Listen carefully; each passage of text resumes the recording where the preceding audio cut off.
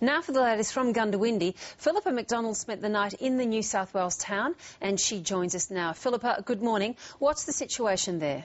Well, it's been a very anxious night here in Goondiwindi, but it appears there's good news this morning. As the Premier said, the river has reached a height of 10.62 metres.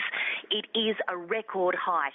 The last serious flood here was in 1996, and that was at 10.6. But the levee is holding. The levee is 11 metres high. There is another peak expected in a couple of hours of 10.85, but as we've heard, the Mayor, Graham Shire, is extremely confident that that levee will hold. People here are much more optimistic this morning.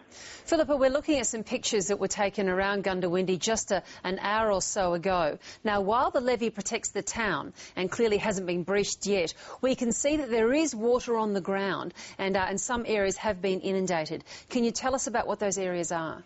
Yes, I've been in the air, Virginia, and there are huge tracts of water coming down the McIntyre River. It's a very fast-running river here in Goondiwindi, and a lot of agricultural land looks to be flooded from the air. In terms of properties here, there were evacuations last night. As we heard, about 100 people were taken to an evacuation centre. Hospitals were also closed, evacuated, so were nursing homes. But here on the ground in the town of Goondiwindi, there's been no damage to homes or businesses. Have those agricultural areas and the farmland homes on them, have people there had to be evacuated?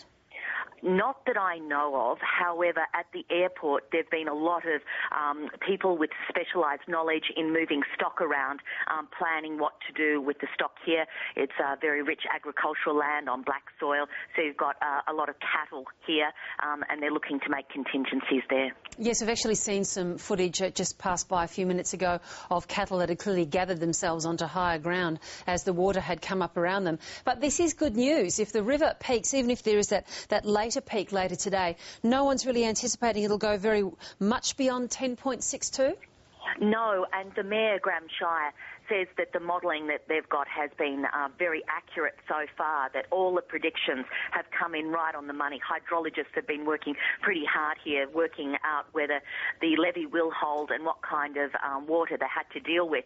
So it looks so far so good. As I say, great optimism here, and people are very confident that that levee bank will hold. But it is very high. It is very close to the town. So we can only watch and wait, Virginia. And Boggabilla, as I understand it, is yet to peak. That's the case.